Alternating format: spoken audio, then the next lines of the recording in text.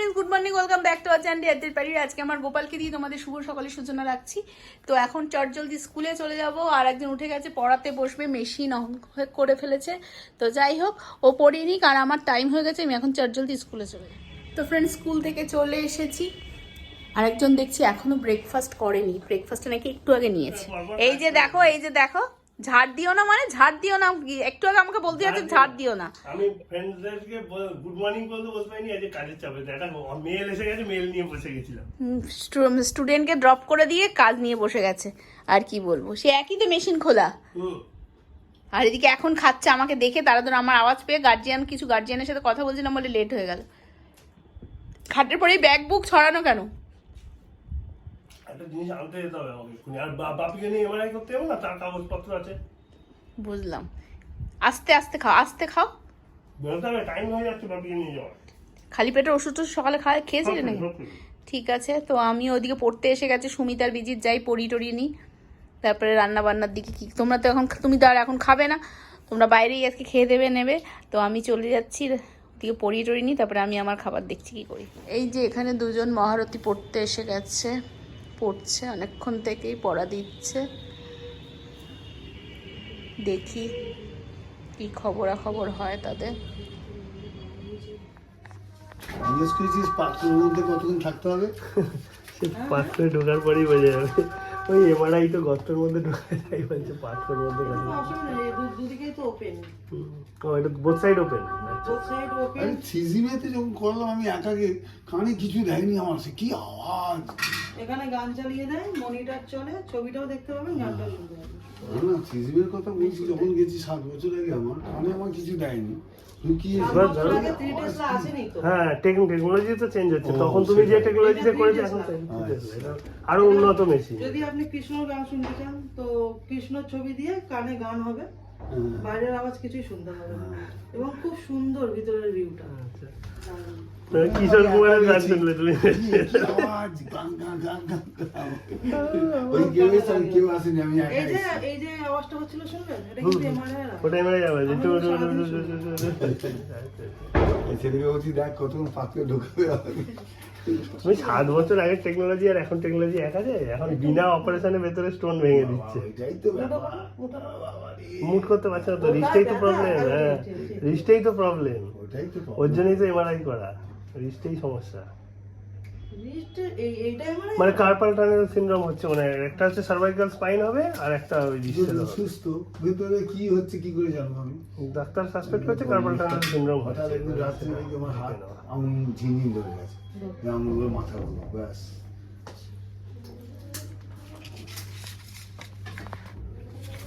তাহলে এবারে ও একতলায় গিয়ে বসতে বললো, না দোতলায়? না, একতলায় ফার্স্ট ফ্লোরে বসতে বললো। এখন থেকে 8 ঘন্টা বসে থাকবো, তাই তো? হ্যাঁ, রিপোর্টটা বেরো, এটা রিপোর্ট যত তাড়াতাড়ি আসবে এলে তবেই ওটা করতে পারবে। তোমাকে একটা ইঞ্জেকশন দেবে, সেটা কিডনিতে এফেক্ট করে, সেই জন্য এটা দেখে নেওয়া যে কিডনির কন্ডিশন কি আছে, তবেই ওই ইঞ্জেকশনটা দেওয়া যাবে, নাহলে ওটা দেওয়া যাবে না। আর কিছু শুনতে পাবো। হ্যাঁ বলবেন। যা পড়ে গেছি খাইগুলো লোহা নেই তো, আমরা ওই টানে আমি যেতেও নেই। হাতেও তো নেই কিছুতে, কিছুতেই তো নেই। সুমিত চলে গেছে, আর ওই বিজিতকেও নিয়ে চলে গেল। আর তো আমার বরমশাই তো কখন আসবে তার নেই ঠিক। এই যে এখন 1টা বাজে, এবার আমি ঘরে যাব। এবার আমি চেঞ্জ করবো, কেননা রান্নাবান্না আমার কিছু নেই। বরমশাইয়ের জন্য দেখি কি করি, আর আমি কি খাবো। আর এদিকে রান্না তো সকালেই হয়ে গেছে, কেননা বাপি সকালে খেয়ে গেছে, ওখানে খেয়ে যেতে বলেছিল, কারণ কটা বাজবে না বাজবে তার কোনো ঠিক নেই, কারণ 12টায় তো ঢোকানোর কথা ছিল। তো এখনও বললো যে এখনও ঢোকানো হয়নি, একটু আগে যখন ফোন করেছিল সব বিল ফিল করছে, এটা ওটা হচ্ছে, তারপরে আরও কী সব ইঞ্জেকশন ফিনশন দেওয়ার ব্যাপার স্যাপার আছে। জানি না ওর সাথে তোমাদের কতটা কথা হচ্ছে। আর একটু সরি যে আজকে এখনও ব্লগটা পোস্ট করতে পারিনি, এডিট করে কী করবো বলে, টাইমই পাচ্ছি না। তা আমি ওকে বললাম তুমি একটু চেষ্টা করো, আমিও এদিকে দেখছি যতটুকু পারা যায়, এই হচ্ছে ব্যাপার। তো এখন আমি যাব ঘরে, চেঞ্জ করে স্নান টান করি। যে ও এখনই ফোন করছে, তো দেখিনি, আগের ফোনটা করলাম, ফোনটা এসে গেছিলো, বললো যে বাপিকে এখন ঢোকাচ্ছে। তো ওইদিকে বাপি তো সকালে খেয়ে গেছে, তাই ওইদিকে রান্নাবান্না হয়ে গেছিলো, করে ফেলেছিল ওই দাদা আর বাপি মিলে। তো চলো দেখি কি রান্নাবান্না হয়েছে, একবার তোমাদের দেখিয়ে দিই, তারপরেই আমি ঘরে। এখন এইদিকে মাংসই হয়েছে আজকে, চটজলদি মাংস আর ভাত। আর আমি দেখি এই যে একটু বিনস টিমস কেটে সকালেই মানে রেখেছিলাম, তো কিছু করে দেবো বলে, তা ওকে তো তখন জলদি ব্রেড করে দিলাম, খায়ও নি বলে।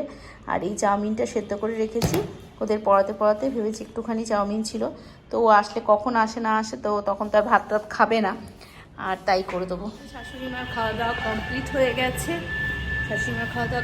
গেছে, তো আমি এখন একটু স্নান টান করে নিয়েছি, একটু বাইরের দিকে এলাম। দাদা ওইদিকে বাগানের কাজ করছে, বাগানে জল টল দিচ্ছে, পাম্প চলছে, তোমরা আওয়াজ পাচ্ছ নিশ্চয়ই।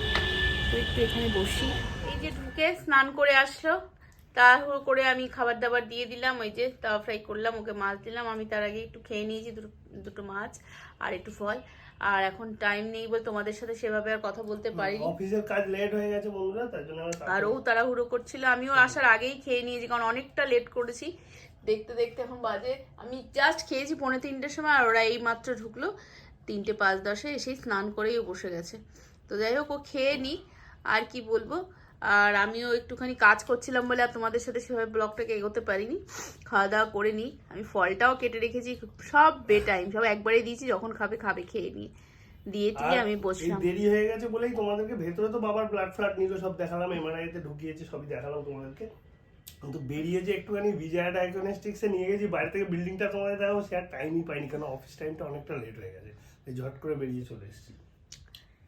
হ্যাঁ ঠিক আছে, পরে কথা হবে বন্ধুদের সাথে, এখন তুমি খেয়ে নাও আগে, আবার কাটা মাটা কলা ঢুকে আবার আর একটি করাবো। তো ফ্রেন্ডস, পড়ানোর টাইম হয়ে গেছে, বিকেলবেলায় রেডি হব, ওরাও আসবে এক্ষুনি।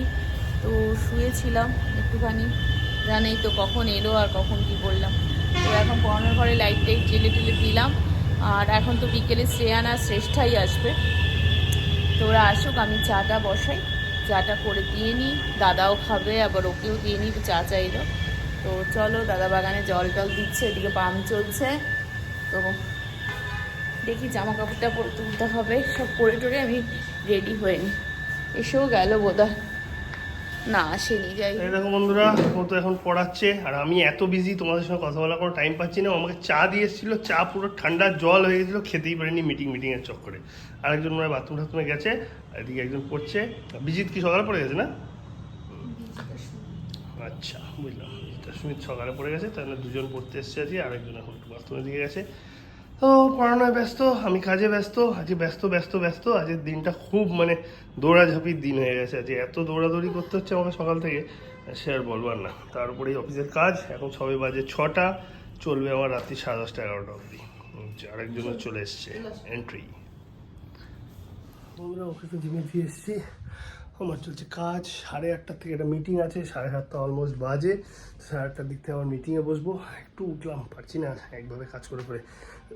আর এদিকে মিটে আজকে ওই বাবার এমআরআই, এটা ওটা দৌড়াদৌড়ি, এত বেশি দৌড়াভাগি পড়েছে যে একটু টায়ার্ড হয়ে পড়েছে, এগুলো যন্ত্রণাও করছে, কিন্তু কাজ তো করতে হবে, কিছু করার নেই। কাজটা যখন এগিয়ে নিই, পরে তোমাদের সাথে আবার কথা বলছি। ওর যোগা আছে, আজকে যোগা শেষ হয়ে যাওয়ার পর এখন ওকে আনতে যাবো কী করে তাই ভাবছি। ওর তো 8:30-15টাতেই শেষ হয়, আর আমার 8:30 ওর থেকে আজকে মিটিং আছে। এখন কখন মিটিং শেষ হবে, তবে যদি পারি তাহলে গিয়ে নিয়ে চলে আসবো, এটাই হচ্ছে ব্যাপার। দেখা যাক কী হয়, যা হবে তোমাদের সঙ্গে শেয়ার করবো। আপাতত নিজের কাজ কমপ্লিট করি, একটু ঘোরাঘুরি করি।